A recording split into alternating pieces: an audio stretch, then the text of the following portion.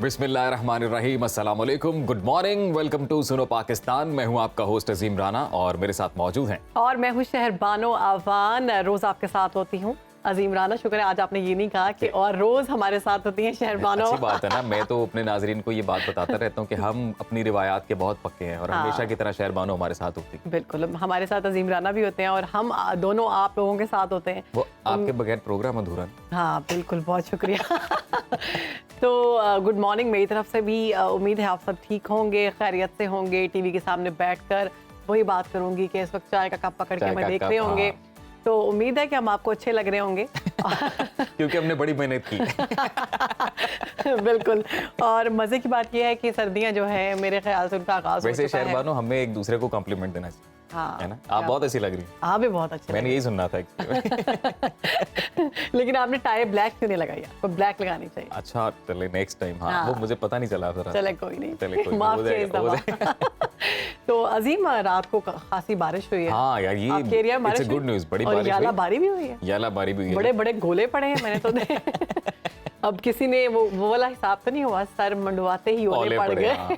बस ये टेंशन थी कोई खिड़की ना टूटे, कोई शीशे ना टूटे, क्योंकि गाड़ियों अच्छी खासी आवाज थी। गाड़ियों के शीशे जो है वो ना बिल्कुल। टूटे, क्योंकि अच्छी खासी आवाज थी। और जब बाहर निकल कर देखा गया तो उनका जो हजम बताया जा रहा था वो भी ये बात बड़ी अच्छी लगी मुझे कि गाड़ियों के शीशे ना टूटे।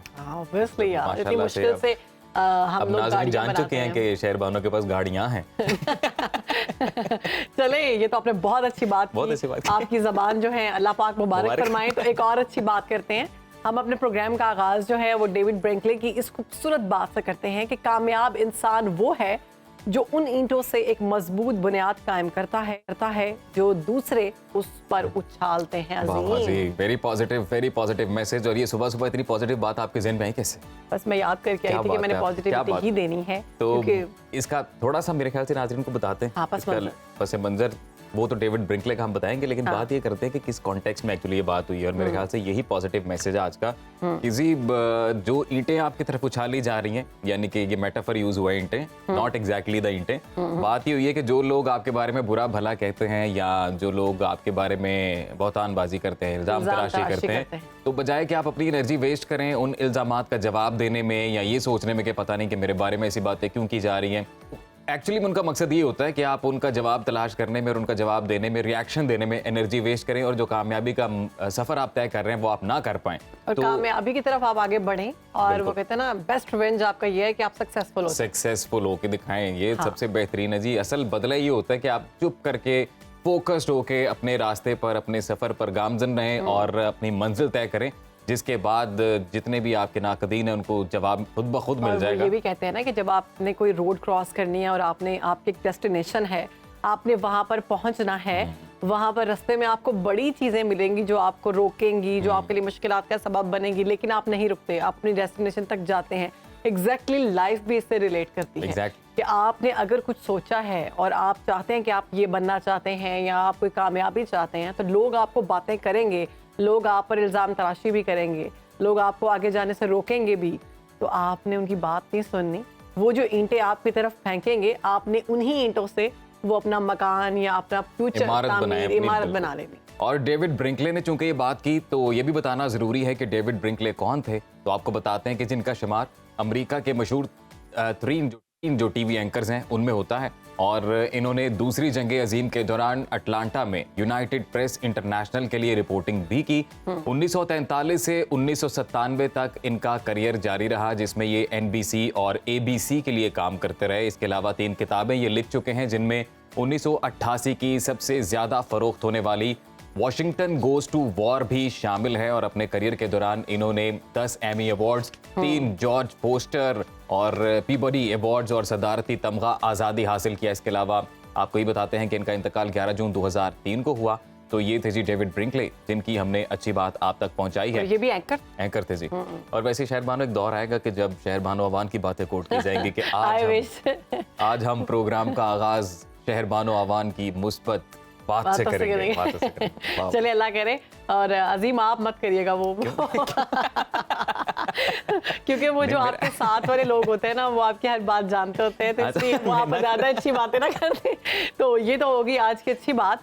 अब मैं बात करूंगी पाकिस्तान अब के एक अच्छे मकाम का जिक्र। हाँ, एक अच्छा मकाम दिखाएंगे, एक हसीन जगह दिखाएंगे जिसको सयाहों की जन्नत कहा जाता है। वाह। यहाँ के शुमाली इलाका जात और गिलगित बल्तिस्तान की अगर बात की जाए तो अपनी खूबसूरती और रहनाई में लासानी है। यहाँ की आसमान को छूती पहाड़ी चोटियाँ, चांदी की मानद चमकते ग्लेशियर्स, चश्मे, सरसब्जो शादाब खेत, लहलहाती फसलें, ताज़ा और कुदरती ग़िज़ा के साथ दुनिया के सबसे ऊंची सतह पर ये जो सहरा है इसको द्योसाई कहा जाता है। और ये पार्क है, हाँ जी, नेशनल पार्क है, सयाहों के लिए खास कशिश रखता है जी ये पार्क। द्योसाई गिलगित बल्तिस्तान में जिला स्कर्दू और जिला अस्तोर के दरमियान ये वाक़े है। इसकी फुटेजेस, इसकी तस्वीर आप देख सकते हैं टीवी स्क्रीन पर। द्योसाई नायाब भूरे रीछों का मस्कन है और अपनी खूबसूरती और आनाई में ये लासानी है। 1993 में हुकूमत की जानिब से द्योसाई को नेशनल पार्क का दर्जा दिया गया था। कुदरती हयात और हुस्न से मालामाल ये खित्ता पाकिस्तान के चंद मशहूर तरीन नेशनल पार्क में शामिल है। सरसब्ज ढलवान और उनके पस मंजर में चरते हुए खूबसूरत याक और लंबे बाल वाले बकरे बहुत खूबसूरत नजर आते हैं। शेरबानो, आपने देखे कभी ये जाके? हाँ हाँ बिल्कुल, ये द्योसाई नहीं देखा लेकिन ये मैंने लंबे बालों वाले बकरे और याक देखे। आपने याक मीट खाया कभी? नहीं, मैंने आपने खाया? हाँ। कैसा होता है? बड़ा अच्छा सवाल आपने किया, इसका मैं जायका बता नहीं सकता। थोड़ा सा स्टिफ, थोड़ा सा वो हार्ड टाइप होता है, मतलब ये भी डिपेंड करता है कि बना कैसा है। ये द्योसाई के जो वसी मैदान हैं उनकी बात अगर की जाए, उन पर नजर डालें तो तरह तरह के रंगीन फूल और उनमें अक्सर मकामात पर अपनी पिछली टांगों पर खड़े और बाजों को सीने पर बांधे हुए मार मोट आपका इस्तकबाल करते हुए आपको महसूस होते हैं। और द्योसाई नेशनल पार्क में हजारों की तादाद में अद्वियाती जड़ी बूटियां और अनवाह इकसाम के जंगली फूल और जंगली हयात भी पाए जाते हैं, जबकि हिमालयन बूरे रीछ की मौजूदगी पार्क की अहमियत को और बढ़ा देती है। यहाँ खूबसूरत वादियों के बीच नागा पर्वत की फलकबोस और बर्फ से ढकी चोटी दिल को छू लेने वाला नजारा पेश करती है। बर्फ की पुरस्रार और खामोश परियों का मस्कन द्योसाई में जिंदगी मुस्कुराती और फजा गुदगुदाती है। कुदरती हुस्न ऐसा कि सयाहों को अपने शहर में जकड़ ले और नज़ारे ऐसे कि पलक झपकने को जी ना करे। वैसे नॉर्दर्न साइड जो पाकिस्तान की है अमेजिंग, गिलगित बल्तिस्तान स्पेशली और उसके इर्द गिर्द ये जैसे जब हम बात करते हैं स्कर्दू की और हुंजा की तो बड़ी ही खूबसूरत वहाँ पर नज़ारे दिखने को मिलते हैं। वैसे मुझे इत्तेफाक हुआ पिछले साल हुंजा का एक छोटा सा टूर करने का, तो ये जो बातें हमने बताई हैं एग्जैक्टली नज़ारे मैंने भी वहाँ पर देखे। और बिलखसूस जो वहाँ पर एक जगह है फेरी मेडोस, मेरे ख्याल से हमारे नाजरीन जो है वो जा चुके होंगे वहाँ पर भी, तो वहाँ से भी जो नागा पर्वत का नज़ारा है और वहाँ पर जो दूसरे कुदरती सीनरी जो देखने को मिलती है, इट्स अमेजिंग। तो पाकिस्तान को एक्सप्लोर करें जी, पाकिस्तान को एक्सप्लोर करें बिल्कुल। और अजीम, वहाँ पर जाकर आपको अंदाज़ा होता है कि पहाड़ों की ज़िंदगी कितनी खूबसूरत है, नेचर के करीब रहना कितना अच्छा है। यानी बहुत सी बीमारियों से आप बच जाते हैं। इन्फेक्शन जो हम तरह तरह के शहरों में देखते हैं, ये वो लोग इस इन्फेक्शन से बहुत हद तक बचे रहते हैं। और साफ आबो हवा, उसके अलावा वो लोग वॉक करते हैं, ठीक है जी। तो जिससे काफी हद तक बेहतरी आती है। बिल्कुल, आई एम श्योर हमने जो सियाती मकाम आज आपको बताया है तो आप नेक्स्ट ट्रिप अपना वहीं का प्लान करेंगे। हाँ। और अब हम प्रोग्राम में आगे बढ़ते हैं और आपको ये बताते हैं कि सियासत इस वक्त क्या रुख इख्तियार कर रही है, मईशत में क्या हो रहा है, आलमी मंजरनामे में क्या तब्दीलियां रोनुमा हो रही हैं और खेलों के मैदान से क्या खबरें आ रही हैं, उस पर नजर डालते हैं जी। ना शहबाज कबूल ना मरियम मंजूर, लीडर सिर्फ नवाज शरीफ। शाहिद खाकान अब्बासी ने पार्टी को बड़ा पैगाम दे दिया। साबिक वजीर आजम का आइंदा इलेक्शन ना लड़ने का ऐलान, इंतखाबात से पहले मिल बैठकर मसाइल हल करने पर जोर। सुप्रीम कोर्ट में बड़ी समाअत, अहम remarks. Practice and procedure act case में चीफ जस्टिस और जजेस साहिबान के बुकला पर तंदोतेज सवालात की बौछार। समाअत आज फिर होगी। अंधेर नगरी, चौपट राज, जेंटलमैन खेल, क्रिकेट भी भारतीय नफरत की भेंट चढ़ गई। भारतीय इंतहा पसंदों की धमकियों के बाद आईसीसी की पाकिस्तानी प्रेजेंटर जैनब अब्बास भारत छोड़ने पर मजबूर, दुबई चली गईं। वर्ल्ड कप में शाहीनों का दूसरा इम्तिहान, आज कौमी टीम का श्रीलंका से जोर का जोड़ पड़ेगा। पाकिस्तान जीत के तसलसल को बरकरार रखने के लिए पुरज़्म। गुज़िश्ता 2 एशिया कप में श्रीलंका मुसलसल 2 बार पाकिस्तान को शिकस्त से 2-4 कर चुका।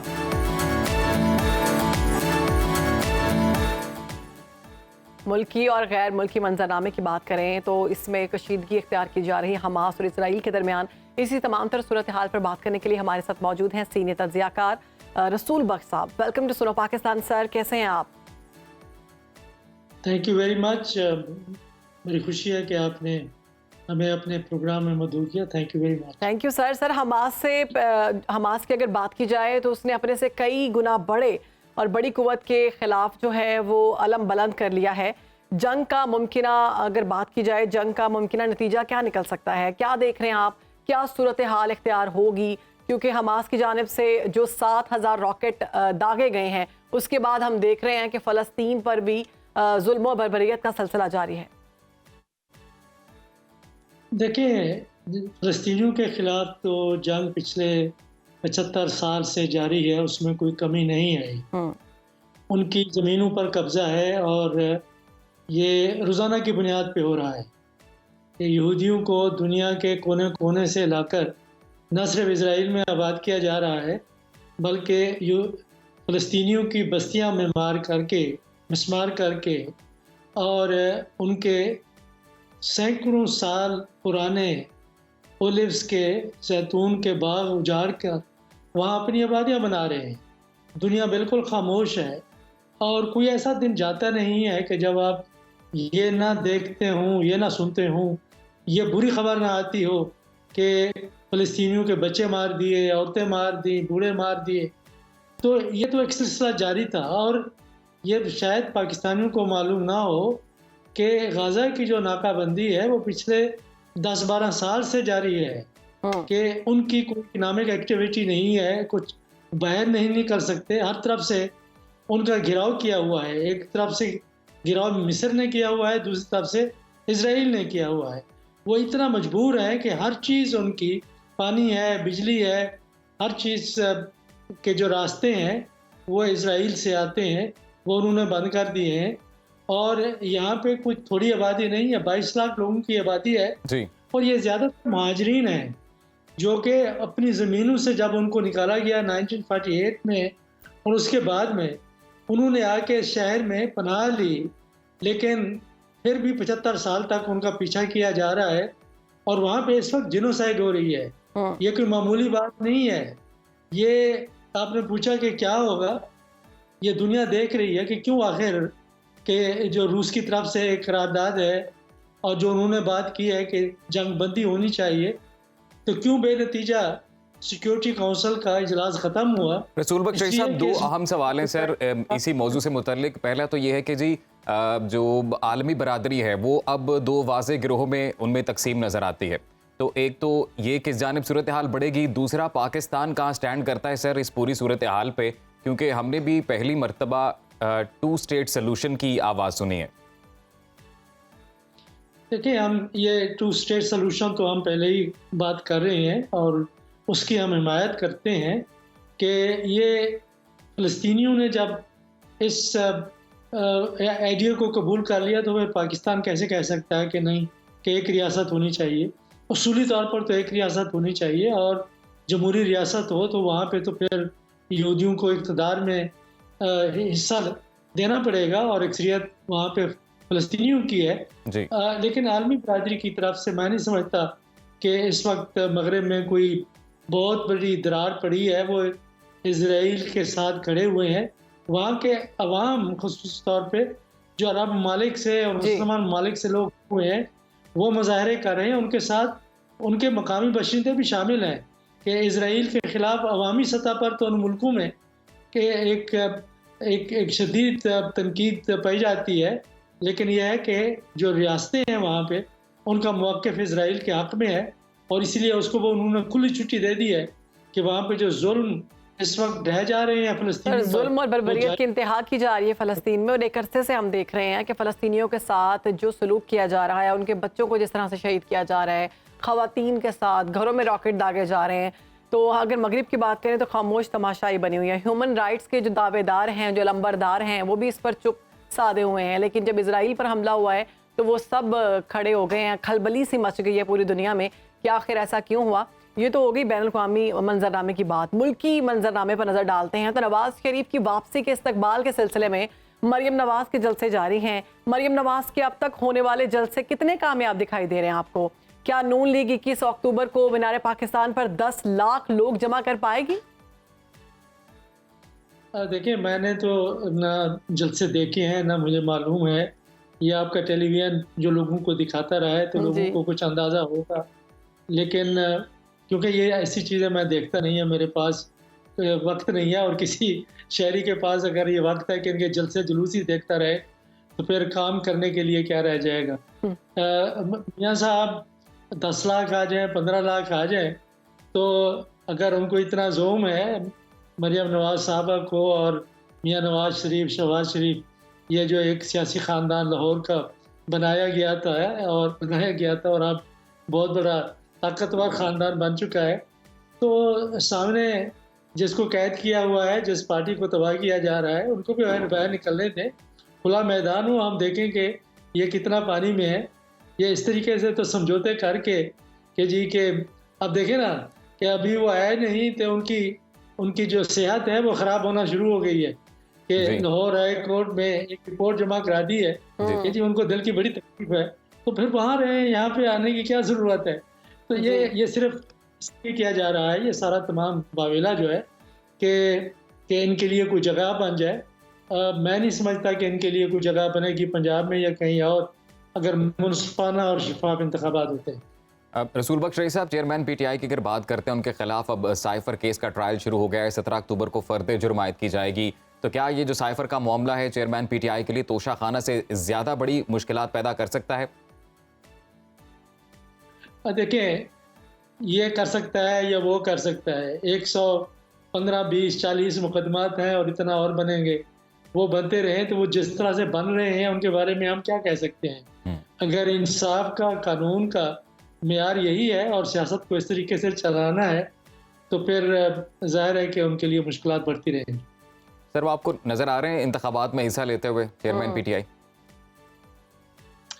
मेरा ख्याल में आप इमरान खान की बात कर रही हैं, तो चेयरमैन पीटीआई इमरान खान अभी कुछ कह नहीं सकते कि वो इंतखाबात में हिस्सा लेंगे या नहीं लेंगे। अभी मेरा ख्याल है कि हमें इंतज़ार करना पड़ेगा। स्पेकुलेशन ही हो सकती है। रसूल बख्श साहब, मेरा तो सुप्रीम कोर्ट में अदालती एक्ट पर एक और तवील और एक तब समाअत हुई है। आज भी हो रही है वो समाअत। Supreme court practice and procedure case का मुस्तकबिल क्या देख रहे हैं आप? क्या इस केस में पार्लियामेंट की बालादस्ती कायम रहेगी? देखिए, ये बालादस्ती का सवाल नहीं है जो चीफ जस्टिस साहब ने कल उठाया है। उन्होंने ये जो बात कही है, मैं नहीं समझता कि वो कानून और इंसाफ के तकाज़े पूरे करती है। उन्होंने फरमाया है, ये उनका फैसला नहीं है कि अगर पार्लियामान कोई अच्छा काम करे तो उसके लिए उसको 2/3 अक्सरियत की ज़रूरत नहीं है। हम बिल्कुल इस बात से इत्तेफाक करते हैं, लेकिन ये आइन के बारे में है कि आइन कि किसी भी शक को तब्दील करने के लिए 2/3 अक्सरियत की ज़रूरत होती है। ये सबको मालूम है। तो ऐसे में ये बात कहना चीफ जस्टिस साहब की तरफ से ग़ालिबन वो इशारा यही करता है कि वो इस बिल को आईनी तौर पर तस्लीम करना चाहते हैं, लेकिन देखते हैं कि बाकी जो जज साहिबान हैं उनका मौक़िफ़ क्या है। फ़ैसला आएगा तो फिर पता चलेगा, लेकिन जो बात उन्होंने कही है वो कानून और आइन के लिहाज से मैं उसको दुरुस्त नहीं समझता। बहुत शुक्रिया आपका रसूल बख्श रईस साहब, आपने सुनो पाकिस्तान को वक्त दिया और जो विजन है नेशनल लेवल पर, इंटरनेशनल लेवल पर जिस तरह से तब्दीलियां रोनुमा हो रही हैं उससे मुतल्लिक अपना तज्जिया पेश किया। तो शहरबानो, मेरे ख्याल से ब्रेक के जाने पड़ेगा। बिल्कुल, अभी हम जा रहे हैं ब्रेक की जानिब। आपने कहीं जाना नहीं। छोटी सी ब्रेक के बाद हाजिर होंगे। देखते रहिए सुनो पाकिस्तान।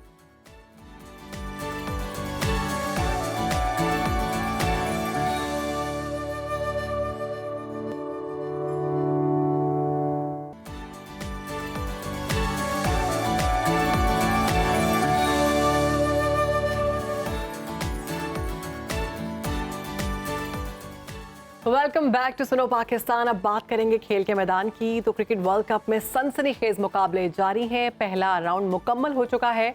तमाम टीमें अपना एक एक मैच खेल चुकी हैं। दूसरा राउंड शुरू किया गया है। गुज़श्ता रोज़ न्यूजीलैंड और नीदरलैंड्स के दरमियान मैच खेला गया, जिसमें न्यूजीलैंड ने नीदरलैंड्स को बासानी शिकस्त दे दी और पॉइंट टेबल पर टॉप पोजीशन बरकरार है। आज पाकिस्तान और श्रीलंका के दरमियान जोर का जोड़ पड़ेगा। मैच पाकिस्तानी वक्त के मुताबिक 1:30 बजे भारत के शहर हैदराबाद में खेला जाएगा। इसी पर बात करने के लिए हमें ज्वाइन किया है स्पोर्ट्स जर्नलिस्ट हैं सनाउल्लाह। कैसे हैं? वेलकम टू सुनो Pakistan. Thank you very much, बहुत शुक्रिया, thanks for having me. Sanaullah, बताइएगा कैसा होने वाला है आज का मैच पाकिस्तान वर्सेस श्रीलंका? देखें आज का मैच पाकिस्तान की काफी हद तक डायरेक्शन डिसाइड करेगा वर्ल्ड कप में, क्योंकि पाकिस्तान लगातार हारता आया और पाकिस्तान को नीदरलैंड जीत मिली, मगर वो ऐसी जीत नहीं है कि बहुत हम शोल्डर अप करें। और श्रीलंका को अगरचे हार हुई है, मगर उन्होंने एक स्टेटमेंट छोड़ी है, उन्होंने बताया है कि हम लड़कर खेलेंगे, हमें कोई परवाह नहीं कि मुखालिफ टीम कौन सी है। और याद रहे आपको कि कुछ हफ्ते पहले एशिया कप में श्रीलंका ने पाकिस्तान को हराया, अगरचे कंडीशन उनकी थी उस वक्त, मगर पाकिस्तान टीम फेवरेट मानी जाती थी।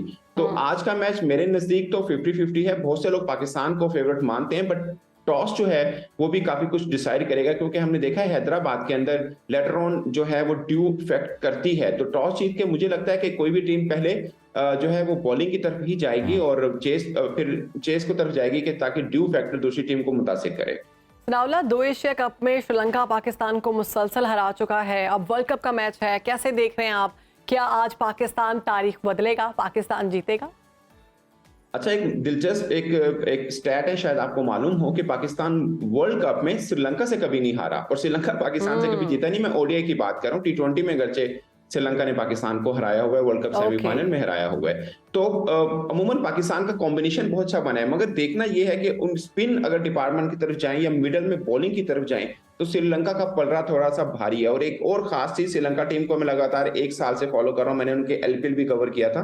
तो श्रीलंका टीम में खूबी है जो शायद किसी और टीम में नहीं है, वो ये है कि उनके नंबर 1 से लेकर 11 तक सबके सब फाइटर हैं। और कोई भी क्रिकेटर, यानी उनके अगर 11 मैच उन्होंने जीते हैं ना, तो 11 के 11 man of the match different है।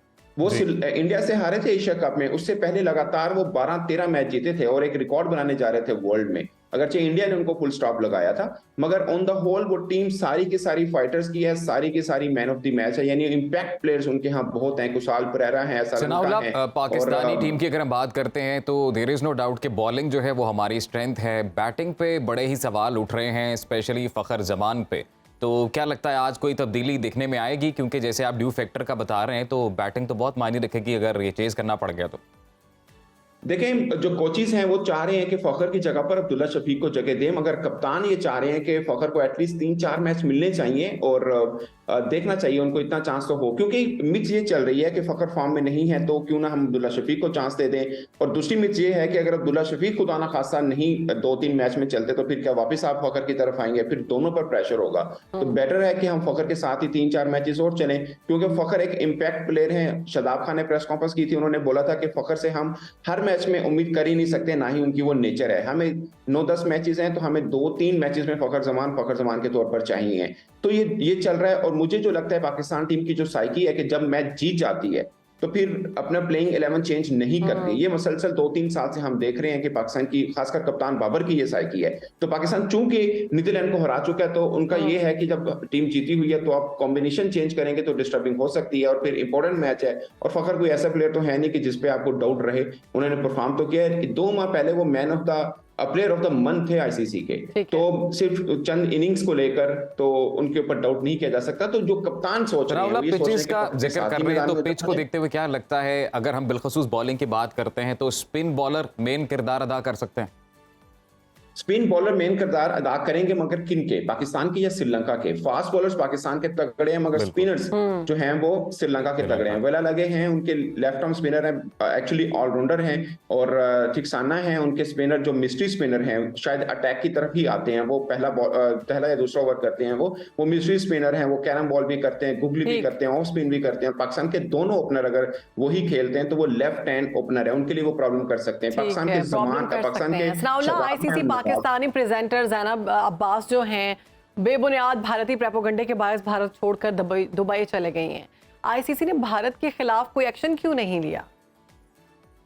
देखिए, आईसीसी को आप इंडियन क्रिकेट काउंसिल समझें, इंटरनेशनल क्रिकेट काउंसिल नहीं समझें, क्योंकि वो बेबस है। और पाकिस्तान क्रिकेट बोर्ड से भी आप बात कर लें तो वो उस मिक्स पे जाते हैं, क्योंकि इंडिया पैसा बहुत जनरेट करता है तो आईसीसी उनकी सुनता है, हमारी या किसी और बोर्ड की उस तरह से नहीं सुनता। मगर इस केस के अंदर आईसीसी ये कह रहा है कि चूंकि मतलब जो ऑफ द रेकॉर्ड चीज है, वैसे ऑफिशियल तो उन्होंने ये कहा है कि ज़ैनब अब्बास छोड़ के गई हैं, ना कि उनको डिपोर्ट किया है। ये आईसीसी की ऑफिशियल जो स्टेटमेंट है। मगर बात ये है कि वो समझ रहे हैं क्योंकि कोर्ट का फैसला आ चुका है, ज़ैनब के साथ बैठ के डिस्कस हुआ कि कहीं पे और प्रॉब्लम ना हो तो बेटर है कि वो ही चले जाएं। तो इस तरह से क्रिकेट, मगर ये बड़ा अनफॉर्चुनेट है, वो बहुत ही प्रोफेशनल एक जर्नलिस्ट है पाकिस्तान जी। की, और दुनिया भर में उनका नाम है, सब जानते हैं कि, और फिर पुरानी एक ट्वीट के ऊपर इस तरह का रिएक्शन आना, जी। ये थोड़ा सा unprofessional behaviour from BCCI and ICC. मुझे लगता है कि आईसीसी को इस पर स्टैंड लेना चाहिए था और उन्हें कहना चाहिए था कि भाई ये बीसीसीआई और भारत की जिम्मेदारी है कि ज़ैनब को वो सिक्योरिटी दे, बिल्कुल और वो आईसीसी को स्टैंड प्रेजेंटर लेना चाहिए आईसीसी था। की है। एग्जैक्टली। और आईसीसी बशमूल बीसीसीआई के जानिब से बड़ा ही बाइस रवैया हम देख रहे हैं, ना पाकिस्तानी शायकीन को वीजास दिए जा रहे हैं, ना टिकट्स दिए जा रहे हैं मैच बिल्कुल। देखने के लिए, ना तो जर्नलिस्ट को। कैसा वर्ल्ड कप है ये? बिल्कुल सही बात है जी। बहुत शुक्रिया सनाउल्लाह, आपने वक्त निकाला और टाइम दिया सुनो पाकिस्तान को, और वर्ल्ड लीग जो अपडेट्स हैं वो हमारे नाज़रीन के साथ शेयर की। अभी वक्त हुआ है ब्रेक का। अच्छा, पक्की ब्रेक बात के है। बाद हाजिर होते हैं। देखते रहिए सुनो पाकिस्तान। सुनो पाकिस्तान।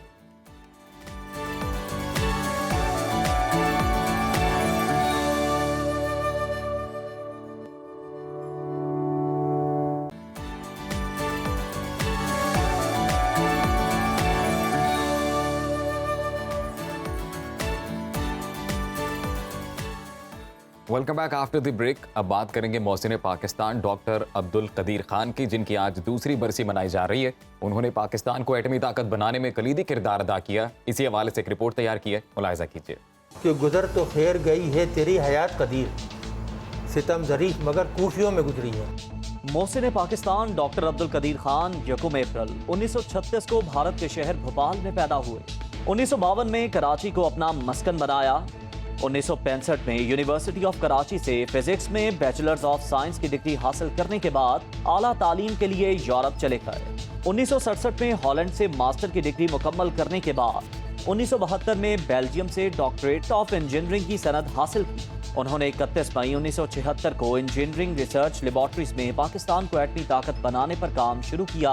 उन्होंने 8 साल की कलील मुद्दत में एटमी प्लांट नस्ब करके सारी दुनिया को हैरत ज़दा कर दिया।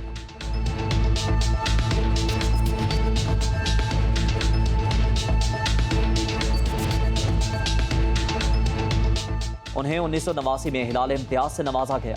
आप वाहिद पाकिस्तानी शहरी हैं जिन्हें 2 मरतबा पाकिस्तान के सबसे बड़े सिविल एहसास निशान इम्तियाज से नवाजा गया। पाकिस्तान को जौहरी ताकत बनाने वाले न्यूक्लियर साइंसदान डॉक्टर अब्दुल कदीर खान 10 अक्टूबर 2021 को इस दुनिया फानी से कूच कर गए। तो जी, डॉक्टर अब्दुल कदीर खान को एक ट्रिब्यूट सुनो पाकिस्तान की जानिब से, आज चूँकि उनकी दूसरी बरसी है और इसी मौके की मुनासिबत से हमने ये रिपोर्ट तैयार की, जिसमें उनकी ज़िंदगी किस तरह से गुजरी और किस तरह से पाकिस्तान के लिए जो गिरां कदर उनकी खिदमात हैं, उस हवाले से हमने तमाम तफसीलात अपने नाज़रीन के साथ शेयर की हैं। और मोहसिन पाकिस्तान है, बड़ा ही अच्छा इक़दाम उनकी जानिब से। इस हवाले से हम सभी उनके मकरूज़ हैं, उनके मशकूर हैं इस हवाले से कि ख़ित्ते में 1974 में भारत ने जो इक्विलिब्रियम जो बैलेंस है वो डिस्टर्ब किया था। न्यूक्लियर अपने जो आजमाइश उन्होंने की अपनी न्यूक्लियर वेपन्स की, उसके बाद पाकिस्तान ने 28 मई 1998 को चागी के मकाम पर जो जवाब दिया और ख़ित्ते में जो बैलेंस ऑफ पावर है उसको मुतवाज़न किया, जो एक इक्विलिब्रियम है उसको कायम किया। तो ये बड़ा ज़रूरी था। और फिर उसके बाद ही पाकिस्तान जो 7वां न्यूक्लियर कंट्री है दुनिया में, एक बड़ी ताकत के तौर पर उभरा और फर्स्ट मुस्लिम कंट्री सामने आया। जी। और बड़ा ज़रूरी था उस वक्त एटमी ताकत बनना पाकिस्तान के लिए। अगर इनके मकाम की बात की जाए तो बड़ा बुलंद है। अच्छा, अगर नॉर्मल बात की जाए इनके लाइफस्टाइल की, तो इनका लाइफस्टाइल बहुत सादा है। अगर आप इंटरव्यूज़ में भी देखते हैं तो इनका घर जो है वो बड़ा सिंपल सा है, बड़ा सादा सा है। और इन्होंने दीगर इंटरव्यूज़ में भी ये बताया है कि मैंने अपनी लाइफ बहुत सादा गुजारी है और ये सारा कारनामा करने के बाद मुझे बहुत से लोगों की जानिब से मुल्की और गैर मुल्की जो पाकिस्तानी थे उनकी जानिब से ऑफर्स दी गई, उनकी जानिब से गिफ्ट्स देने की कोशिश की गई। तो उन्होंने कहा कि मैंने 1 रुपया भी किसी से गिफ्ट नहीं लिया। किसी ने कहा कि मैं आपको कोई ज़मीन का टुकड़ा गिफ्ट करना चाहता हूँ, किसी ने कहा मैं आपको घर गिफ्ट करना चाहता हूँ, किसी ने कहा मैं आपको पैसे देना चाहता हूँ। तो उनकी जानिब से कहा गया कि मैं किसी एक शख्स से भी 1 रुपये का भी वो नहीं हूँ दावेदार। मैंने शहरबानो, मुझे याद है मैंने डॉक्टर अब्दुल कदीर खान साहब का एक इंटरव्यू देखा यूट्यूब पर ही। सीनियर सहाफ़ी हैं सुहेल बड़ाइच साहब, उनके साथ ये 1-to-1 कन्वर्सेशन इनकी थी। और उसमें जिस तरीके से जो ह्यूमिलिटी, जो हम्बलनेस ये शो कर रहे थे, जिस तरीके से ये बैठ के लग नहीं रहा था कि एक न्यूक्लियर साइंटिस्ट हैं, और जिस तरीके मतलब वतन की मोहब्बत उनके अल्फाज में झलक रही थी। और उनकी जानिब से क्लियर कट बताया जा रहा था कि जी मेरे पास बड़ा ही ब्राइट एक फ्यूचर था जो कोई और डायरेक्शन थी, शायद मैं उसको अगर ऑप्ट करता तो ज्यादा पैसे कमाता, लेकिन मैंने वतन की खातिर ये फैसला किया। और वो कहते हैं कि जब भी पाकिस्तान को एटमी ताकत बनने पर मेरा नाम साथ आता है तो इससे फ़ख्र की बात मेरे लिए कोई नहीं। और मैं बड़ा फ़ख्र महसूस करता हूँ कि ज़िंदगी भर के लिए जब भी पाकिस्तान का नाम आएगा न्यूक्लियर पावर पर, तो मेरा नाम सामने सामने आएगा। आएगा जी। तो नाजरीन, मजीद इंटरेस्टिंग स्टोरीज भी आपके साथ शेयर करेंगे एक ब्रेक के बाद। आप देखते रहिए सुनो पाक। सुनो पाकिस्तान।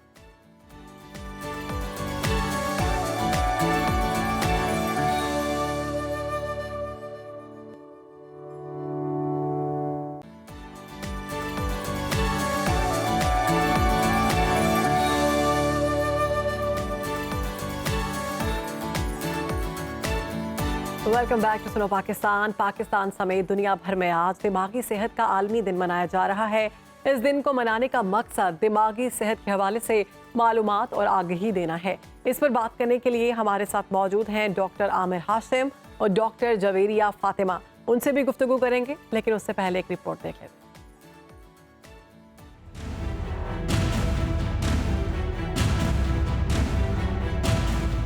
पाकिस्तान समेत दुनिया भर में आज मेंटल हेल्थ डे मनाया जा रहा है, जिसका मकसद ज़हनी और दिमागी अमराज की रोकथाम और इस बारे में शऊर बेदार करना है। इस दिन का आगाज 10 अक्टूबर 1992 को world federation for mental health ने किया है। वर्ल्ड मेंटल हेल्थ डे 2023 का theme mental health is a universal human right है। तिबी माहिरीन के मुताबिक कुदरती आफात, दहशतगर्दी और बेरोजगारी ज़हनी अमराज की बुनियादी वजूहात हैं। बेचैनी और डिप्रेशन ज़हनी आरिज़ों की सफ में नुमाया है। WHO के मुताबिक हर 13 में से एक शख्स एंजाइटी का शिकार है। पाकिस्तान साइकेट्रिक सोसाइटी के मुताबिक पाकिस्तान में ज़हनी और नफ्सियाती अमराज में मुसलसल इजाफा हो रहा है। मुल्क में 50%, जबकि खैबर पख्तूनख्वा में 80% आबादी किसी न किसी नफ्सियाती या ज़हनी मरज का शिकार है। पाकिस्तान में 33% लोग ज़हनी परेशानी और डिप्रेशन, 4% वहम, जबकि 3% बेजा खौफ में मुब्तला है।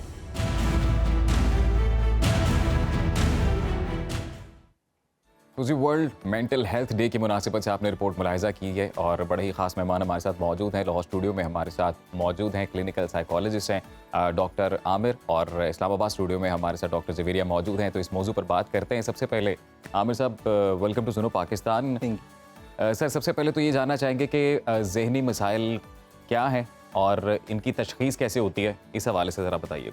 सर जी, ज़हनी अमराज जो हैं वो मल्टीपल किस्म के हैं, जिसमें हम डिफरेंट DSM है, एक हमारे पास 5 मैनुअल है, जिसके मुताबिक हम उसमें डायग्नोस्टिक क्राइटेरियाज जो हैं उनको सर्च करते हैं और फिर डिसऑर्डर डायग्नोज करते हैं किसी का भी। इसमें डिफरेंट है, मूड डिसऑर्डर्स हैं, एंजाइटी हो गया, डिप्रेशन हो गया, स्किज़ोफ्रेनिया हो गया, इसके अलावा एडिक्शन डिसऑर्डर्स हैं। तो मल्टीपल डिसऑर्डर्स मौजूद हैं, पर्सनैलिटी डिसऑर्डर्स भी मौजूद हैं। तो इसके बारे में फिर हम किसी भी पेशेंट के एनालिसिस करके, उसकी असेसमेंट करके, पहले एक ब्रीफ इंटरव्यू होता है या डिस्कशन होती है, तकरीबन फ्रॉम 45 मिनट टू 60 मिनट्स का हम इंट्रो करते हैं। उसके अंदर हम फिर डिस्कशन करते हैं, फिर हमें पता लगता है कि इस पेशेंट के साथ मसला क्या है। लाइफ के बारे में पूछते हैं। लाइफ, उसकी कंप्लीट हिस्ट्री होती है। देखिए, अक्सर डिसऑर्डर्स ऐसे होते हैं जो कि किसी ट्रॉमा की वजह से आए होते हैं, या किसी लाइफ में ऐसे प्रॉब्लम की वजह से, अनएम्प्लॉयमेंट की वजह से आए होते हैं, किसी की होमलेसनेस की वजह से आए होते हैं। और ज़्यादातर जो हम मूड्स के प्रॉब्लम हैं या एडिक्शन के प्रॉब्लम्स हैं, ये हम जो देखते हैं ज़्यादातर उस बंदे के जो जीन्स में मौजूद हैं, जीन्स की वजह से ये प्रॉब्लम्स आ रही होती हैं और जीन्स में नज़र आ रहा होता है। तो जीन्स में जिन लोगों के प्रॉब्लम होती है, तो उनको फिर हम डायग्नोज करते हैं। उनकी डिस्कशन करने से पता लगता है कि उनके पेरेंटिंग में, उनके कहीं आबाओ अजदाद में ये प्रॉब्लम मौजूद थी। स्मोकिंग हो गया, मूड डिसऑर्डर हो गया, स्किज़ोफ्रेनिया हो गया, ये सारे मूड डिसऑर्डर्स या डिफरेंट डिसऑर्डर्स जो हैं, ये हमें उस तरह पता लगता है कि एक इंसान के अंदर ये कोई प्रॉब्लम है। जब आपने ये एक थोरो प्रोसेस बताया है कि किस तरीके से आप डायग्नोज करते हैं कि क्या क्या मसाइल हैं पेशेंट्स में, तो अब मेरे ख्याल से डॉक्टर जवेरिया से भी थोड़ी उनकी राय लेते हैं। डॉक्टर जवेरिया, आप ये बताइएगा कि ज़्यादातर लोग कंफ्यूज होते हैं डिप्रेशन और एंग्जाइटी को लेकर, उन्हें पता ही नहीं होता कि इसमें बुनियादी फ़र्क क्या है। तो हम चाहते हैं कि अपने नाज़रीन को पहले ये क्लियर करें, फिर मज़ीद डिस्कशन को आगे बढ़ाते हैं। सबसे पहले तो थैंक यू सो मच, आपने मुझे बुलाया इस टॉपिक को डिस्कस करने के लिए। मेंटल हेल्थ की अवेयरनेस बहुत ज़्यादा ज़रूरी है। Let's come to your point, depression और एंग्जाइटी में क्या डिफरेंस है। मेजर डिफरेंस तो देखें, बाज़ों का डिप्रेशन और एंग्जाइटी पैरेलल चल रहे होते हैं। एंग्जाइटी के साथ साथ डिप्रेशन भी चल रहा होता है। डीप डाउन एंग्जाइटी, बेचैनी आप कह सकते हैं, मुसलसल बेचैनी, फ्यूचर की टेंशन को लेके या कुछ गलत होने के डर को लेके, खौफ मुसलसल एक इंसान के दिल में उसको बेचैनी पैदा कर रहा होता है। और मेजर डिफरेंस अगर देखा जाए तो वो ये है कि डिप्रेशन में एक्सट्रीम लेवल पे नेगेटिव थिंकिंग होती है, उसमें इंसान को नाउम्मीद होने का होता है, दिल खफा खफा रहता है, नींद डिस्टर्ब होती है, भूख डिस्टर्ब रहती है। तो वो इंसान के मेंटल इलनेस कब कॉज करते हैं? नो डाउट एंग्जाइटी बहुत सारे पेशेंट्स को होती है और नॉर्मल एंग्जाइटी भी होती है, पॉजिटिव नेगेटिव दोनों एंग्जाइटीज़ भी होती हैं इंसान की पर्सनैलिटी में या उसके पॉजिटिव एंग्जाइटी लाइफ में चल रही होती हैं। जी, पॉजिटिव एंग्जाइटी भी होती है। पॉजिटिव एंग्जाइटी इस तरह से कि पॉजिटिव एंग्जाइटी इंसान को मोटिवेट करती है। लाइक फॉर एग्जांपल किसी स्टूडेंट का अगर पेपर है तो उसको एक होती है एंग्जाइटी, बेचैनी होती है, मैं कुछ पढ़ लूँ, ऐसे ना हो मेरा पेपर फेल हो जाए, खौफ होता है कि पेपर गलत होने का डर होता है, तो वो उसको मोटिवेट करती है वो एंग्जाइटी के टूवर्ड्स स्टडी। उसके लिए उसके ना पढ़ाई की तरफ रुझान ज़्यादा इंक्रीज़ कर रहा होता है और वो पढ़ने लग जाता है। और नेगेटिव एंग्जाइटी बाज़ वक़्त पॉजिटिव ही नेगेटिव में कन्वर्ट कैसे होती है कि जब एक्सट्रीम स्ट्रेस हो जाता है कि नहीं बहुत ज़्यादा है, मैं कर ही नहीं सकूँगा, तो वो कहीं ना कहीं जब नेगेटिविटी उसमें आ जाती है तो वो डीमोटिवेट हो जाता है उस चीज़ को लेके और मज़ीद हिंड्रेंसेस आना शुरू हो जाती हैं। बीमारी बिल्ड कब होती है? जब इंसान की फैक्टर्स लाइफ के डिस्टर्ब होने लग जाएं, जिसमें फ़िज़िकल फैक्टर्स आ जाते हैं, सोशल फैक्टर्स आ जाते हैं, वर्क प्लेस ख़राब हो जाती है। तो जब इंसान की डेली लाइफ में वो प्रॉब्लम कॉज करने लग जाएं तो मेंटल इलनेस मतलब आपको प्रॉपर इलनेस हो चुकी है। इससे पहले अगर प्रॉब्लम नहीं कॉज कर रहे तो इंसान की कोपिंग स्ट्रेटजीज होती हैं जो काम कर रही होती हैं और उससे इंसान को बड़ा अच्छा सा रिस्पांस मिल रहा होता है। ठीक है डॉक्टर हाशिम, आपसे जाने पाऊँगी, मुझे ये एक तो ये जानना है कि इंसान का ज़हनी तौर पर सेहतमंद होना कितना ज़रूरी है, ये तो हम जानते हैं। हमने अक्सर देखा है कि हम अपनी फ़िज़िकल दीगर बीमारियां जो हैं उनको बहुत इंपॉर्टेंस देते हैं, लेकिन जो हमारा दिमागी सूरत हाल कैसी है, हमारा दिमाग ठीक है नहीं है, दिमागी बीमारी में किसी में मुब्तला हो चुके हैं, डिप्रेशन में हैं, एंजाइटी में हैं, इस पर हम ज़्यादा तवज्जो नहीं देते। तो ऐसी कौन सी इलामात हैं जिससे हमें इल्म हो जाए कि हम डिप्रेशन में जा रहे हैं या हम एंजाइटी में हैं या फिर हम दिमागी तौर पर किसी और बीमारी? मिस, ये बहुत इम्पॉर्टेंट और लोगों को समझाने के लिए बहुत ज़रूरी क्वेश्चन था आज के डे के हवाले से। देखें, आप फिज़िकल इलनेस की बात की और दूसरी तरफ मेंटल इलनेस की बात की। देखें, फ़िज़िकल इलनेस किसी को अगर कोई कट लगा है, कोई फ्रैक्चर है, कोई आई का इशू है या लेट्स सपोज कोई भी स्टमक का इशू है तो वो नज़र आता है और लोग उसको ज़्यादा कंसर्न होते हैं, डिस्कस करते हैं, डॉक्टर के पास फ़ौरन जाते भी हैं और उसका इलाज मुआवजा या जो भी मेडिसिन वगैरह वो करते हैं। लेकिन इससे साथ वाले लोगों को भी पता लग रहा होता है और वो भी कहते हैं कि जी इसका इलाज कराया जाए। लेकिन जो मेंटल इलनेस है ये मैं आपको बताता चलूँ कि ये बहुत डिफ़िकल्ट इलनेस है। आपके सिवा वो किसी को पता नहीं होता। यस, ये ऐसी इलनेस है जो कि इंसान खुद ब खुद उसके अंदर वो चीखो पुकार हो रही है और वो उसको बर्दाश्त कर रहा है, उसके माइंड के अंदर वो प्रॉब्लम चल रही है जिससे वो खुद ब खुद लड़ रहा है। हाँ, और आपने कहा कि कैसे पता लगता है दूसरे लोगों को भी इस तरह पता लगता है कि एक नॉर्मल लाइफस्टाइल जो इंसान अपना के चल रहा है, जैसे कि आप हैं, मैं हूँ, अपने डेली वर्क कर रहे हैं, मैडम ने भी अभी जिक्र किया कि उनकी जो डेली रूटीन है इसको हम कहते हैं फंक्शनैलिटी डिस्टर्ब हो जाना। जब किसी की फंक्शनैलिटी जो है, सुबह ऑफिस जाना, शाम में बच्चों को टाइम देना, फैमिली को टाइम देना, फिर घर पे सोना, सुबह उठना, हाइजीन का ख्याल रखना, ये सारी चीज़ों में डिस्टर्बेंस बड़ी क्लियरली नज़र आ रही होती है और अक्सर लोग इस चीज़ को लेट गो कर देते हैं, जो देखने वाले भी हैं। इसमें मैं आज दिन के तवस्सुल से ये पैगाम देना चाहूँगा कि जो पेरेंट्स हैं या करीबी इर्द गिर्द के लोग हैं उनको ये चीज़ें नोटिस करनी चाहिए रेदर देन कि वो बंदा उस हरकत तक पहुँच जाए या उस स्टेज पे पहुँच जाए। हम चाहते हैं कि हम सोचते हैं या सोच रहे होते हैं कि एक इंसान जब इस लेवल पे पहुंच जाएगा या तो बिल्कुल अब्यूजिव हो जाएगा या फिजिकल डैमेजेस भी है कि आप आउट ऑफ नोवेयर क्रैंकी हो रहे हैं या फिर आप रो रहे हैं या बिला वजह हंस रहे हैं। जी, ये डिप्रेशन में आप बहुत ज़्यादा, ये बाइपोलर की आपने बात की, दोनों phases, bipolar is a two phase, एक पोल डिप्रेशन का और एक मैनिक है। मैनिक जो कि बहुत ज़्यादा खुश होना, बहुत ज़्यादा एलिवेटेड होना, इसमें लोग बहुत ज़्यादा शॉपिंग्स करते हैं, बहुत ज़्यादा दोस्तियाँ बना लेते हैं। अच्छा, ये भी डिप्रेशन की वजह? यस, ये मैम ये बाइपोलर की दूसरी साइड है। डिप्रेशन इज़ वन साइड जिसमें इंसान बहुत ज़्यादा गमगीन, अकेला रहना पसंद करता है, किसी से मिलता नहीं, चिड़चिड़ापन भी उसमें आ जाता है और वो हर चीज़ को दूर करता है अपने आप से, समझ लें कि वो बड़ा परेशान सा होकर बैठ जाता है। जबकि बाइपोलर की जो दूसरी मूड डिसऑर्डर में दूसरी जो सिचुएशन है वो मैनिक है। मैनिक में इंसान बहुत ज़्यादा खुश होता है, बहुत ज़्यादा चहचहा रहा होता है, बहुत ज़्यादा लोगों से मिल रहा होता है, आउटिंग बहुत ज़्यादा कर रहा होता है, पैसों का बहुत ज़्यादा बेजा इस्तेमाल कर रहा होता है, दोस्तियाँ बहुत बना रहा होता है। लेकिन ये दर हकीकत एक मसला है, हमारे लोग इस चीज़ को कंसीडर नहीं करते। डिप्रेशन हो तो अक्सर हमने देखा कि लोग साइकेट्रिस्ट के पास या साइकोलॉजिस्ट के पास हमारे पास ज़रूर आते हैं कि जी ये बंदा घर में रह गया है, ये कमरे से बाहर नहीं निकलता, ये दोस्तों में नहीं जाता, ये घर में खाना नहीं खाता, इसकी नींद पूरी नहीं है, तो ये लोग मसले लेके आते हैं। लेकिन जब मैनिक एपिसोड में कोई इंसान होता है बहुत ज़्यादा एलिवेटेड हो तो उसको हाईलाइट नहीं किया। लेकिन आपको ये मैं बताता चलूँ कि आने वाले वक्त में लोग ये प्रॉब्लम लेकर आएंगे कि ये इंसान बहुत ज़्यादा बेजा खुश रहता है। ठीक है आमिर, आपने बड़े ज़बरदस्त तरीके से एलैबोरेट किया कि दोनों जो मूड्स एक्सट्रीम होना भी एक डिसऑर्डर है। तो जवेरिया, आपसे ये जानना चाहूँगा, क्योंकि मेंटल हेल्थ का डे है, इस हवाले से हम मेंटल हेल्थ पर बात कर रहे हैं, तो हम चाहते हैं कि आप चूँकि एक्सपर्ट हैं, दोनों हमारे मेहमान, तो आप ही की जो बात है वो ज़्यादा असर भी करेगी हमारे नाजरीन पर। हमारे यहाँ ये भी होता है जी कि जब बंदा है बीमार महसूस कर रहा है, वो सारे टेस्ट करवा लेता है अमूमी तौर पर, और वो टेस्ट ठीक आते हैं, तो वो फिर लोग ये तसव्वुर करते हैं कोई जादू टूना हो गया, कोई इस तरह के मामलात हो गए, तो ये एक्सेप्ट करने के लिए तैयार नहीं होते कि मेंटल हेल्थ भी डिस्टर्ब हो सकती है, और फिर लोग इसे पागलपन के साथ रिलेट करके इस बात पे भी शर्मिंदगी महसूस करते हैं कि हम किसी साइकेट्रिस्ट के पास जाएं। तो ये चीज़ हमारे नाज़रीन को बताइए कि कितना ज़रूरी है और कितना नॉर्मल है कि अगर आप डिस्टर्बेंस कुछ फील कर रहे हैं तो आप डॉक्टर के पास जाएं, इट्स वेरी नॉर्मल। इसमें मैं सबसे पहले ये आपको बताऊंगी, देखें जैसे WHO ने, वर्ल्ड हेल्थ ऑर्गेनाइजेशन ने जो हेल्थ की डेफिनेशन दी है ना, जो एक्चुअल डेफिनेशन है उसमें एक नज़र ना आने वाली, अगर फॉर एग्जांपल मैं ठीक चल रही हूँ और मुझे कोई इलनेस नज़र नहीं आ रही, इट डजंट मीन कि आई एम हेल्दी। हेल्थ की जो डेफिनेशन है WHO के मुताबिक, अगर इंसान सोशली, मेंटली और फिज़िकली फिट है तो इट मीन्स कि वो हेल्दी है। सही। तो इसकी आप कह रहे हैं ना कि कितना ज़रूरी है, तो हेल्थ के लिए, किसी भी इंसान की सेहत के लिए एक मेंटल हेल्थ बहुत इम्पॉर्टेंट है। अब बात आ जाते हैं जादू टोना और इन चीज़ों की तरफ के लोगों को एक खौफ होता है कि जैसे कोई प्रॉब्लम्स आना शुरू होते हैं, उनको लगता है जी जादू है, टोना है, या किसी ने कुछ कर दिया, तावीज़ वगैरह।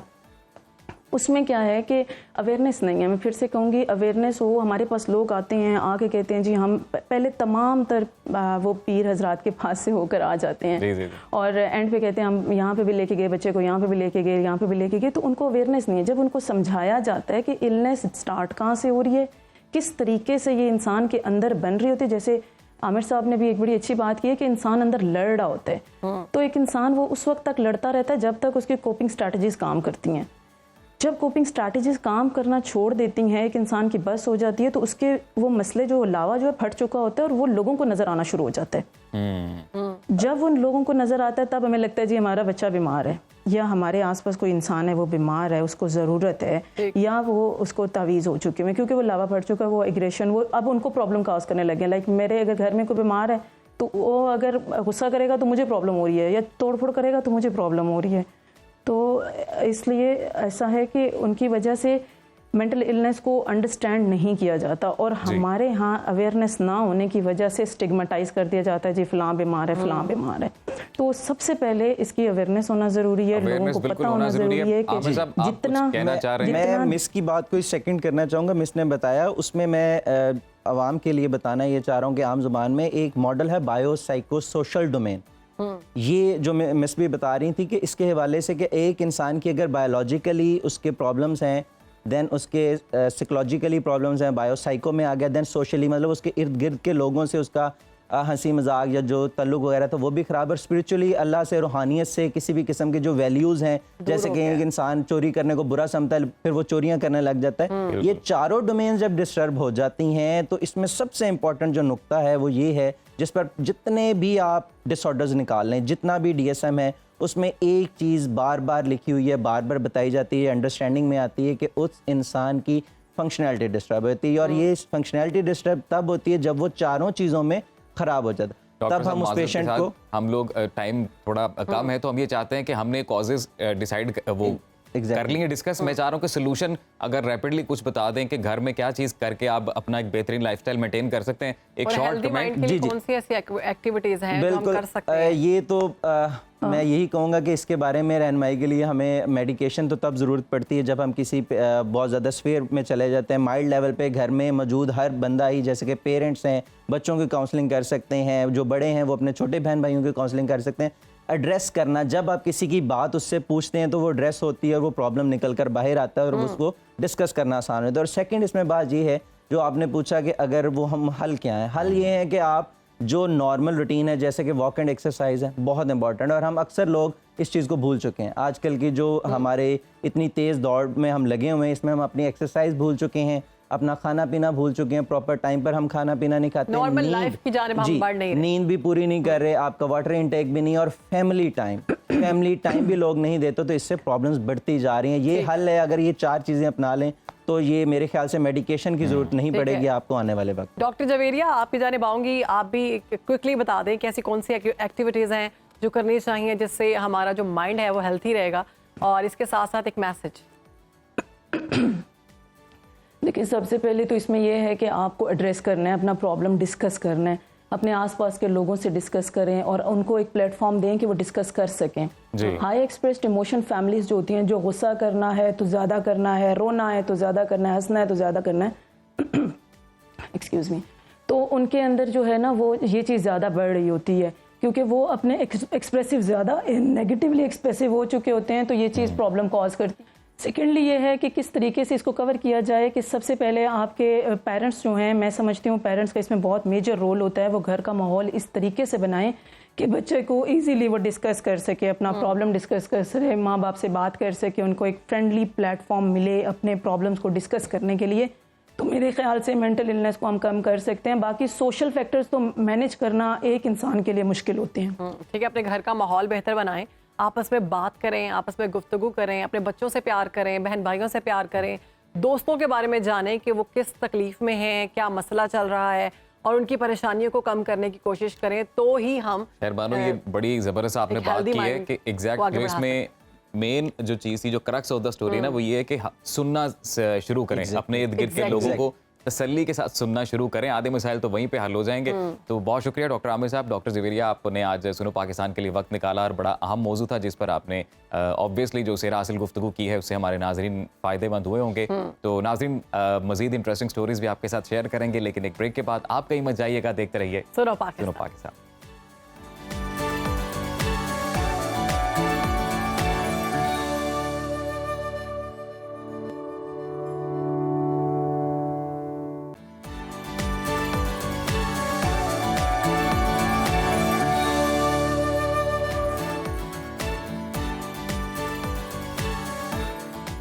Welcome back after the break. जरा नम हो तो ये मिट्टी बड़ी जरखेज है साकी। हम बात कर रहे हैं टैलेंट की, तो पाकिस्तान टैलेंट से माला माल है। हम रोजाना की बुनियाद पर आपके सामने टैलेंटेड पाकिस्तानी लेकर आते हैं जो दुनिया में पाकिस्तान का नाम रोशन कर रहे हैं और आलमी सतह पर पाकिस्तान का मुस्बत इमेज पेश करने में अहम किरदार अदा कर रहे हैं। आज भी एक ऐसा ही टैलेंटेड नन्हा बच्चा रेयान हमारे साथ सेट पर मौजूद है, जिनकी उम्र तकरीबन 9 साल के करीब है, मतलब 10 साल के करीब है, वैसे एग्जैक्ट 9 उन्होंने बताई है, और आईटी एक्सपर्ट हैं, graphic designing, 3D 2D animation, video editing और डिजिटल मार्केटिंग में कमाल महारत रखते हैं, और सोशल मीडिया पर आईटी से मुतालिक प्रोफेशनल स्किल्स सिखा रहे हैं इस एज में। तो रेयान अपनी स्किल्स की बुनियाद पर डिजिटल मीडिया से माहाना लाखों रुपए कमा रहे हैं और कम उम्री में ही वालिदैन का हेल्पिंग हैंड बने हुए हैं। तो माशाल्लाह क्या बात है, ऐसे टैलेंट की हमारे साथ स्टूडियो में मौजूद हैं, तो हम उनसे ही गप लगाते हैं।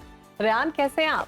जी अल्हम्दुलिल्लाह, मैं ठीक हूँ, अल्लाह का बहुत बहुत करम है। सबसे पहले तो आपको वेलकम करते हैं कि आपने सुनो पाकिस्तान को वक्त दिया।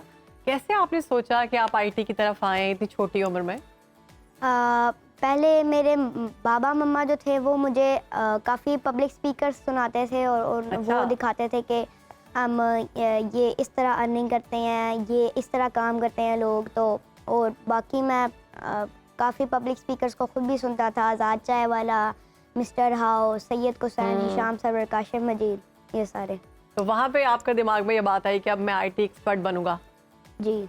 और यार एज भी बताएं जरा, जो आप हमें ब्रेक से पहले बता रहे थे, किस एज में आपको पता चला कि भाई मैंने आईटी एक्सपर्ट बनना है? 6 years old। ओह गॉड, 6 years old। तो इतना छोटू सा बेबी जो है, अभी तो आपकी खेलने कूदने की उम्र है। हम आपकी एज के बच्चों को देखते हैं, वो बाहर निकल के खेल रहे होते हैं या फिर वो लड़ाई कर रहे होते हैं कि मैंने फलानी गेम खेलनी है, मुझे फला प्ले सेट लेकर दें। तो आप कैसे, आपने आईटी समझ आ गई थी आपको? मैं तो 1-2 दफ़ा पढ़ने की कोशिश की, मेरी समझ से तो ऐसे हवा से तरह उड़ गई थी, आपको कैसे समझ आ गई? ये इंटरेस्ट पे है कि काफ़ी इंटरेस्ट था बहुत। अच्छा, वैसे रेयान आपको ये जैसे हम बोलते हैं 3D 2D animation, graphic designing, ये तो बड़े मोटे मोटे अल्फाज हैं यार, ये तो बड़े मुश्किल किस्म के अल्फाज हैं। ये आपको समझ आ जाते हैं? जी आ जाते हैं। थंबनेल बना लेते हैं आप? जी। और कितना टाइम लगता है थंबनेल बना? ये थंबनेल पे बेस कर रहा है, जितने ज़्यादा एलिमेंट्स होंगे, जितनी ज़्यादा लाइटिंग हाइलाइट्स होंगी, उतने ज़्यादा टाइम लगेगा। तो यार आपके जो आपके स्कूल फेलोज हैं, आपके जो दोस्त हैं, तो वो आपको किस तरह से ट्रीट करते हैं? क्योंकि वो ऑब्वियसली कोई गेम खेल रहा होगा, कोई पढ़ रहा होगा, दूसरा स्कूल कोर्स और कोई और तरह की एक्टिविटीज कर रहा होगा, लेकिन इंजीनियर के तौर पर। अच्छा, वो सब आपको सॉफ्टवेयर इंजीनियर कहते हैं? जी। वाह, तो वो आपसे बड़े इम्प्रेस होंगे कि हमारा दोस्त तो बड़ा काम कर रहा है, वो तो पैसे कमा रहे थे छोटी सी उम्र में। काफ़ी बार कहते हैं, लेकिन कभी कभी आके कह रहे होते हैं कि पता नहीं आपकी स्टडी का क्या होगा। हाँ। तो आप इस तरह आके भी कह रहे होते हैं कभी कभी। आपके जहन में कैसे आया कि मैं इंटरनेट पे बैठ के टाइम वेस्ट नहीं करूंगा, मैं कोई काम करूंगा और अपने मामा बाबा के लिए उनका हेल्पिंग हैंड बनूंगा? जब पब्लिक स्पीकर्स को सुनता था तो वो खुद कहते थे कि अगर आप टाइम वेस्ट करोगे तो फ्यूचर में जाके भी अगर आपने डिग्री भी कर ली तो उसके बाद भी आपने स्किल सीखना है, तो इससे बेहतर है कि अभी आप स्किल सीख लें। तो तब इंटरेस्ट पैदा हुआ था मेरा। रेहान, हमें पता चला है, हमारे इस जराए हमें बताते हैं कि आपने YouTube चैनल भी बनाया हुआ है। जी। तो उस YouTube चैनल के बारे में बताएं। पहले तो ये बताएं किस तरह वीडियोस लगाते हैं उस पर या व्लॉग्स बनाते हैं? सिखाता हूँ। ओह, मतलब क्लासेस देते हैं? जी। Paid classes? नहीं, फ्री। Wow, nice nice. क्या बात है रेहान, हमें भी सिखाओ यार किस दिन टाइम निकाल के। आप लैपटॉप साथ लेके आते हैं, हम भी सीखते हैं यहाँ पर बैठ के। वैसे कितना टाइम लगता है? अगर मैंने IT एक्सपर्ट बनना है, मैंने भी आप वाली स्किल सीखनी है, मुझे कितना वक्त लगेगा? ये इंटरेस्ट पे ही है कि आप जितना ज्यादा टाइम देंगे। मेरा कोई इंटरेस्ट नहीं है, लेकिन मैंने सीखना है क्योंकि कई दफा मजबूरी भी होती है। जिसका कोई इंटरेस्ट ना हो और वो बस अपनी स्किल रोजाना 1 घंटा देना होगा तो आप 1-2 महीनों में सीख सकते हैं। अच्छा, बेसिक सीख सकते हैं? बेसिक्स पे प्रोफेशनल में तो टाइम लगता है। तो जो 3D एनिमेशन है वो भी आप अच्छे तरीके से बना लेते हैं? जी, वो भी। तो रेहान, आपने अभी जैसे कुछ लोग हम देखते हैं कि वो बड़ी यंग एज में जब IT की फील्ड को ऑप्ट करते हैं तो उसके बाद वो कोलैबोरेट करते हैं और दूसरे IT एक्सपर्ट्स के साथ, या तो वो किसी प्रोजेक्ट पे काम करना शुरू कर देते हैं या फिर वो इंटरनेशनल लेवल पे भी किसी बड़ी कंपनी के साथ जुड़ जाते हैं। तो आपने कुछ ऐसा प्लान किया? पहले मैं प्रोजेक्ट्स पकड़ता था फाइवर, अपवर, लिंक्डइन से, लेकिन फिर मैंने छोड़ दिया था, फिर मैं सिर्फ सिखाने लग गया। तो अच्छा, हमें पता चला है कि 2025 का आपका कोई विजन है, वो क्या है?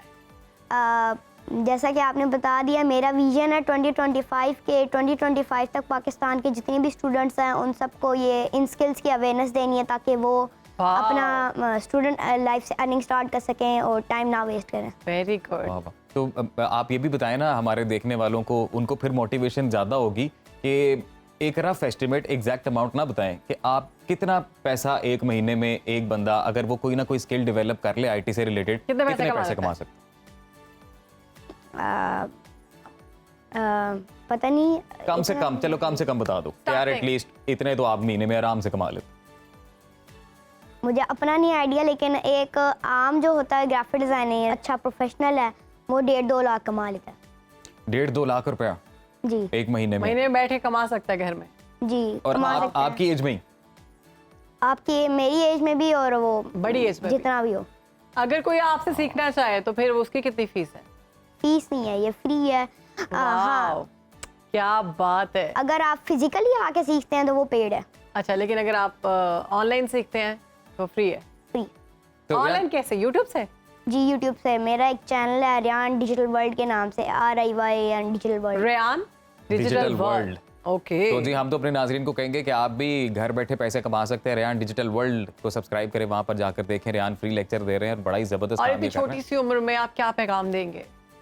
मैं बस यही सारे अंकल्स और आंटीज़ को कहना चाहता हूँ कि आप लोग भी अपने बच्चों को ये स्किल सीखने दें ताकि वो अपना टाइम ना वेस्ट करें और स्टूडेंट लाइफ से अर्निंग स्टार्ट कर सकें। अच्छा यार, जो कई मुझे कह अंकल अब मुझे आंटी ना कहना। मैं कहने लगा था, फिर मैंने कहा चलें कोई नहीं, खैर सब चलता है। आपको पता है हम मजाक भी करते हैं आपस में। रेहान, आप ये बताइएगा कि जो कई ऐसे स्टूडेंट्स आपकी सेम एज ग्रुप के वो भी आपको देख रहे होंगे, तो उनको टाइम मैनेजमेंट में चाहता हूँ आप बताएं कि जो स्किल्स डेवलप करना चाहते हैं, लेकिन सबसे ज़्यादा डर यही होता है कि अगर हम स्कूल का कोर्स नहीं पढ़ेंगे तो फिर पढ़ाई में पीछे रह जाएंगे। तो टाइम कैसे मैनेज किया जाए कि आप IT एक्सपर्ट भी बन जाएं और आपकी स्टडीज़ भी साथ साथ अच्छी चलती रहें? आप तब करें ना जब आप फ्री हों, कि जब छुट्टियां आती हैं और जब आप फ्री होते हैं, जब आप टीवी देख रहे होते हैं, टिकटॉक खोल के बैठे हुए होते हैं। अपने कस्टमर से कैसे बात करते हो आप? जब क्लाइंट से आप लेते हो प्रोजेक्ट तो उनसे आप बात करते हो या पापा बात करते हैं? बात तो मैं खुद ही करता हूँ और लेकिन कुछ होती है जिसके अंदर राय लेनी पड़ती है। अच्छा, आपकी फैमिली में पहले कोई है आईटी से रिलेटेड एक्सपर्ट, बाबा या फिर कोई और? इतना एक्सपर्ट नहीं है। ओह क्या बात है। अच्छा, तो मुझे ये बताएं कि अगर कोई प्रोफेशनल बनना चाहता है तो उसको कितना वक्त लगेगा? मिनिमम आपको 2 मंथ्स लग सकते हैं। ठीक है। अच्छा रियान, आप ना अब अपना जो आपने नॉलेज गेन किया और जितनी अर्निंग आपने अभी तक की अपने करियर के हवाले से, मैं चाहता हूँ आपका जो ओवरऑल एक्सपीरियंस है ना वो आप हमारे व्यूवर्स के साथ शेयर करें ताकि हमारे जो देखने वाले उन्हें ये पता चले कि आईटी और इससे रिलेटेड जो कोर्सेज हैं वो सीखना कितना ज़रूरी है फ्यूचर के लिए। अभी मेरे पास एग्जांपल यही है कि आप कहीं पे भी ग्रोसरी स्टोर पे जाएं तो वहाँ पे जितने भी चीज़ों की पैकिंग्स होंगी, जितने भी पोस्टर्स हैं, जितने भी लोगोज हैं, बिल बोर्ड्स हैं, पोस्टर्स हैं, सारा कुछ ग्राफिक डिजाइनिंग पे बना है। वीडियो एडिटिंग, जितनी भी वीडियोस हैं उनकी एडिटिंग और डिजिटल मार्केटिंग, जितने भी ये एड्स चलती हैं, इश्तिहार लगते हैं। स्टडीज को कैसे कंटिन्यू करते हैं साथ आप? मैं सुबह के 6 बजे उठ के फिर जाता हूँ, वही नाश्ता करता हूँ, फिर नमाज पढ़ता हूँ और रेडी होके फिर मदरसे के लिए जाता हूँ। अच्छा। और वहाँ से जब आ जाता हूँ 1 बजे तो उसके बाद मैं लंच करके उसके बाद रेस्ट करके फ्रेश होके उसके बाद मुझे कारी साहब पढ़ाने आ जाते हैं, उनको सुना के उसके बाद मम्मा जो होती हैं वो होमवर्क करवाती हैं घर का, सॉरी होमवर्क स्कूल का। और उसके बाद जब और उसके बाद फिर आप अपना आईटी का काम करते हैं। 5 से 7 तक खुद टीवी देखता हूँ और थोड़ा सा एंटरटेन होता हूँ। ओके गुड, यानी ये भी जरूरी है कि आप अपने आप को साथ रिलैक्स करते हैं। वेरी गुड रयान, आपने सुनो पाकिस्तान को वक्त दिया, थैंक यू सो मच। तो ये है हमारा टैलेंट, ये है पाकिस्तान का टैलेंट जो अपने साथ साथ बाकी सबका भी सोच रहा है और फ्री आपको क्लासेस देने के लिए तैयार है। आईटी एक्सपर्ट है इतनी छोटी सी उम्र में, तो वो जो स्टार्ट में आपने कहा था कि जरा नम हो तो ये मिट्टी बड़ी जरखेज है साकी।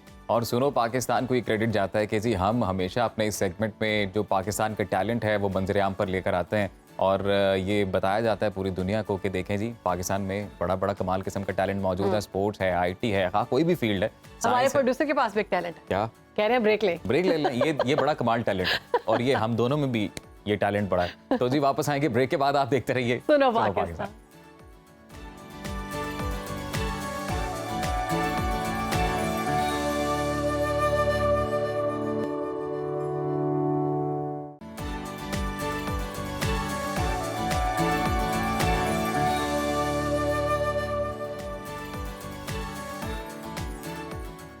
खुशामदीद। पाकिस्तान की अगर बात की जाए तो पाकिस्तान में बड़ी डाइवर्सिटी है कल्चर को लेकर। डिफरेंट कल्चर हैं, उनके डिफरेंट पहनावे हैं, उनके डिफरेंट खाने हैं, उनकी डिफरेंट चीज़ें हैं जो हम देखते हैं अजीम और बड़ी पसंद आती हैं। हम किसी भी कल्चर में चले जाएं, बलोची कल्चर हो, सिंधी कल्चर हो, पंजाबी कल्चर हो, डिफरेंट चीज़ें हैं जिनको देखकर बड़ी खुशी होती है। उनके खाने बड़े मज़े के होते हैं। बिल्कुल। तो आपने बलोची कल्चर की आज हम बात करने जा रहे हैं। तो बलोची सब्जी तो आपने खाई होगी। बेहतरीन जी, बड़ी कमाल होती है ना, कितनी मज़े की होती है। बलोची चप्पल भी आपने खरीदी होगी। अच्छा, खरीदी बिल्कुल होगी। वैसे मैं डर गया था, मैं समझा बलोची सब्जी खाई है तो ये ना कहते शहर बानो कि आपने बलोची चप्पल खाई है। शुक्र है मैंने खरीदी और खाई में फर्क कर लिया। मेरे मुंह से नहीं निकल गया। सही बात है। बलोची चप्पल कितनी खूबसूरत लगती है पैरों पे और जब भी हम जाते हैं उन एरियाज में हम जरूर खरीद के लाते हैं। वेस्ट कोट्स भी उनकी बड़ी ट्रेंडी होते हैं। फीमेल की जो बलोची ड्रेसेस हैं बड़े प्यारे, मुझे बड़े पसंद है। उनकी भी जो बलोची फीमेल्स की चप्पल है वो बड़ी प्यारी होती है।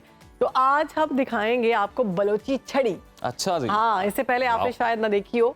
बड़ी खूबसूरती से इसको तैयार किया जाता है और डेरा बुगटी जो कौम है उसकी पहचान है ये बलोची छड़ी।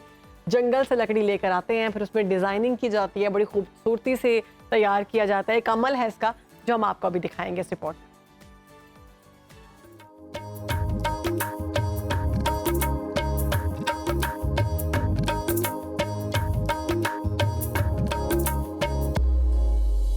डेरा बुगटी में बलोची छड़ी बनाने का फन सदियों पुराना है। बलोची छड़ी के लिए जंगलों से बेहतरीन लकड़ी तलाश की जाती है। खूबसूरत डिजाइन की बलोची छड़ी बनाना मेहनत तलब काम, मगर इसकी उजरत इंतहाई कम है। एक छड़ी को 2 दिन 3 दिन लग जाता है। इसका कटाई करते हैं, बाद में इसको नशके लगाते हैं, फिर जो इसको रंगीन करते हैं बहुत ही मुश्किल काम है। इसका कीमत नहीं है, 1500 है, 2000।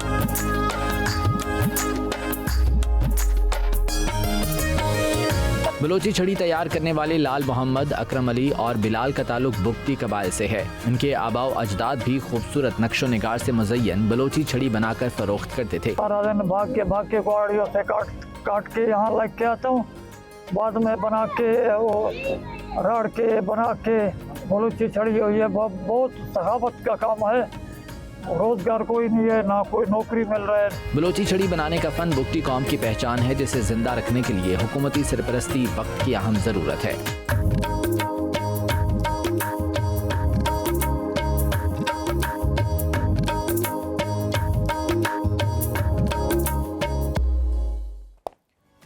तो जी कल्चर की जब बात करते हैं तो माला माल है पाकिस्तान माशाल्लाह से इस हवाले से। और जिस मर्जी आप सूबे में चले जाएं वहाँ पर आपको कोई ना कोई अछूती चीज, कोई ना कोई नई चीज मिलेगी। आप शहर वाले कह रहे हैं आपको हर प्रोविंस में बलोची छड़ी मिलेगी। बाहर प्रोविंस में नहीं, लेकिन मैं देख रही हूँ कि पंजाब की अगर बात की जाए तो हमारे जो बुजुर्ग हैं वो भी छड़ी पकड़ते हैं। छड़ी का एक है यहाँ पर भी रिवाज, स्टाइल के तौर पर भी पकड़ी जाती है और कुछ लोगों को जरूरत होती है, जरूरत के तहत छड़ी पकड़ी जाती है। थोड़ी सी वो तब्दीलियां आती रहती है ना, यहाँ वाली छड़ी थोड़ी सादा होती है, तो सिंपल सी होती है, वो बड़ी एलिगेंट सी होती है, लेकिन वो भी बड़ी खूबसूरत है। मुझे इस छड़ी की सबसे ज्यादा खूबसूरत बात ये लगी है कि बड़ी कलरफुल सी छड़ी है। जब आपने हाथ में पकड़ी होगी अजीम राना, तो ये आपके हाथ में भी अच्छी लगेगी। इसमें ये नहीं होगा कि किसी बुजुर्ग ने पकड़नी है, इसमें यह कि कोई जवान भी पकड़ सकता है। और अक्सर लोग शादी पे यहाँ पर तलवारें भी पकड़ते हैं दुल्हा बनने पर, तो आई थिंक छड़ी भी पकड़ते होंगे। वैसे ये बड़ी अच्छी बात शहर बानों ने की है, क्योंकि अब शादियों का सीजन भी है, तो ये एक ट्रेंडिंग चीज हो सकती है। हमने एक आपको बड़ा बेहतरीन आइडिया भी दे दिया, कुछ ट्रेंडिंग करें, कुछ डिफरेंट करें जो पहले किसी ने ना किया। किसी ने नहीं किया। तो भाई जी अब ये करें कि दूल्हा शादी पे एंट्री करे बलोची छड़ी के साथ, क्या और हम ये भी कोशिश करेंगे कि आइंदा आने वाली एपिसोड्स में अपने जितनी भी ये सूबे हैं वहाँ पर जो जो स्पेशलिटी है वो लेकर आते रहें और अपने नाज़रीन को उनसे मुतारिफ करवाएं। तो आज के लिए हमें आप इजाज़त दें, कल आपसे इंशाल्लाह इसी टाइम पे ज़रूर होगी मुलाकात। आपने अपना और अपने प्यारों का ख्याल रखना है। हमें दीजिए इजाज़त। अल्लाह हाफ़िज़।